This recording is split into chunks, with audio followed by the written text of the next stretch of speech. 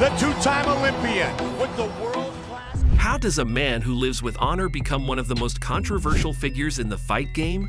Hear from him when we come back.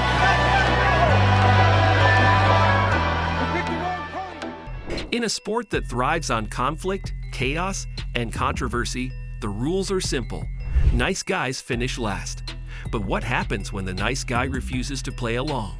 Yeah, good. What's up? Square off, boys.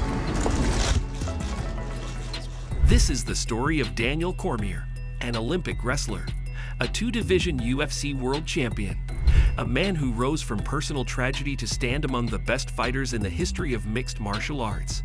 And yet, despite his success, he became a target. Fans booed him. Critics questioned him. Rivals mocked him.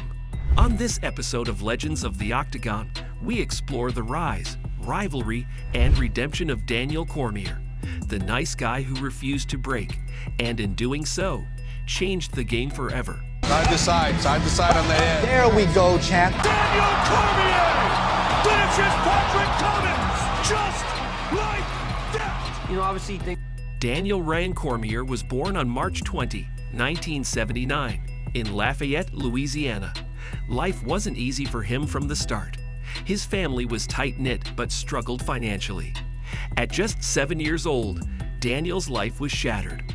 On Thanksgiving Day in 1986, his father was murdered by his stepfather in a domestic dispute.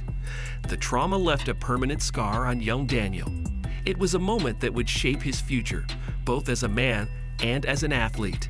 For many kids, a tragedy like that would be the end of the story. But for Daniel, it was just the beginning. He found refuge on the wrestling mat.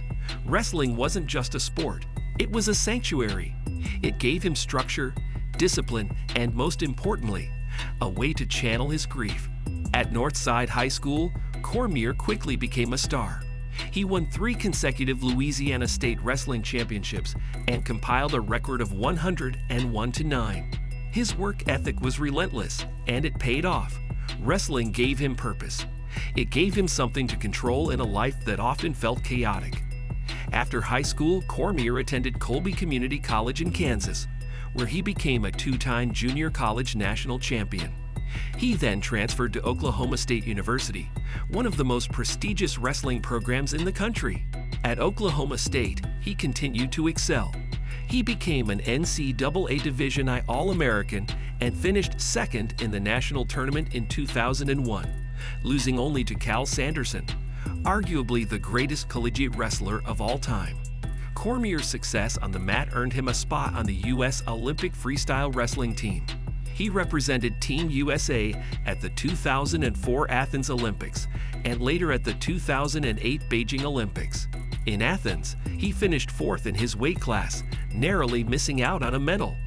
In 2008, disaster struck again. Cormier was named team captain for the Beijing Olympics, but was forced to withdraw from competition due to kidney failure brought on by weight cutting. It was another crushing blow in a life already filled with heartbreak. After his wrestling career ended, Cormier needed a new challenge. In 2009, he made the transition to mixed martial arts, signing with Strikeforce. At first, he was just another Olympic wrestler giving MMA a shot, but it quickly became clear that Cormier was different. He made his professional debut in September 2009 and won his first fight by TKO. His wrestling base gave him immediate success, but what surprised many was how quickly he picked up striking. His hands were sharp, his fight IQ was high, and his work ethic was unmatched. Cormier wasn't just surviving in MMA, he was dominating. In 2011, he entered the Strikeforce Heavyweight Grand Prix as an alternate.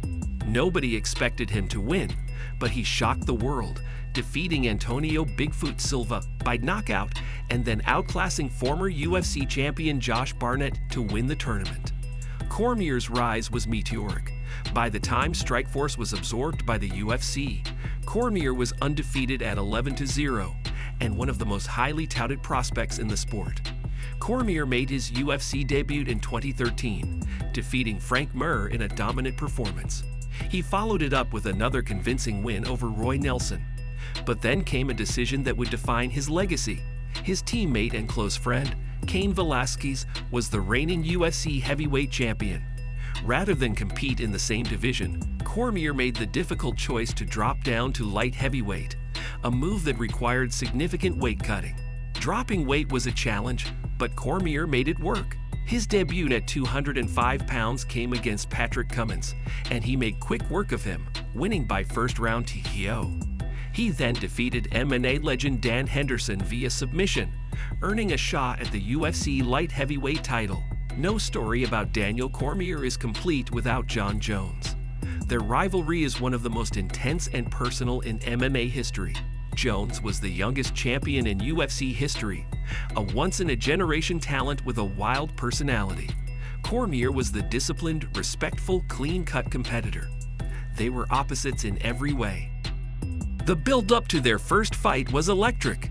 Press conferences turned into shouting matches.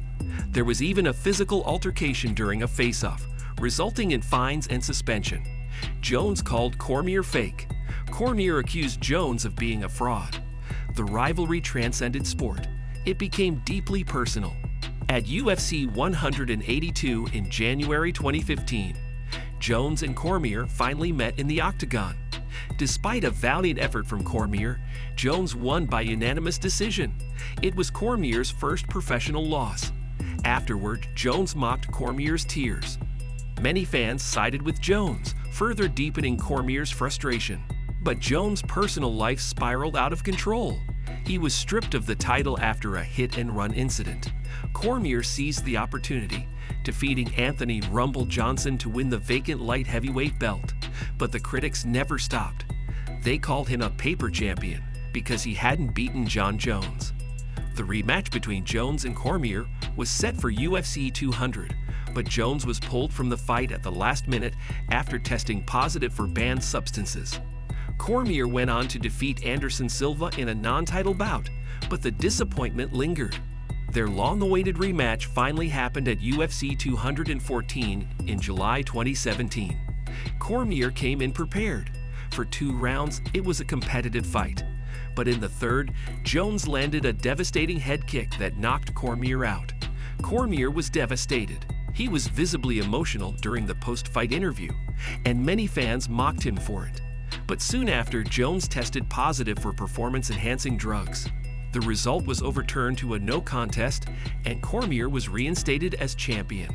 Despite this, the stigma remained. Fans continued to see Jones as the true champion, even as his personal life and drug test failures mounted. Cormier knew he had more to prove. In 2018, he returned to the heavyweight division to challenge Stipe Miocic, the most successful heavyweight champion in UFC history. At UFC 226, Cormier shocked the world. He knocked Miocic out in the first round to become only the second fighter in UFC history to hold titles in 2 weight classes simultaneously. It was supposed to be his crowning achievement. He had reached the pinnacle of 2 divisions, but even then, critics found ways to discredit him. Some argued that Miocic had underestimated him. Others said he was just keeping the belt warm for someone else. Cormier defended the heavyweight belt against Derek Lewis later that year, but lost it back to Miocic in a rematch in 2019. Their trilogy fight in 2020 marked the end of Cormier's career. He lost by unanimous decision, and afterward, he announced his retirement. Throughout his career, Cormier struggled with public perception. He was often booed at weigh-ins and press conferences, even when he was the champion. Why? Because he wasn't the typical MMA antihero. He didn't trash talk. He didn't break the rules. He showed emotion, and in a brutal sport, that was often seen as weakness. When he cried after losing to Jones, fans laughed. When he defended himself and his legacy, people called him bitter. It was as if doing the right thing was the wrong move in MMA. As time passed, opinions changed. The boos faded. Fans and analysts began to appreciate Cormier's greatness. He was a 2-division UFC champion. He defended his titles multiple times. He competed clean and represented the sport with class and dignity. After retiring, Cormier transitioned seamlessly into commentary. His fight analysis was sharp, insightful, and respected. As a coach, he mentored young fighters at the American Kickboxing Academy, instilling the same values that guided his career. His rivalry with Jones softened over time. It became a study in contrast. One man striving for redemption, the other struggling to stay out of trouble.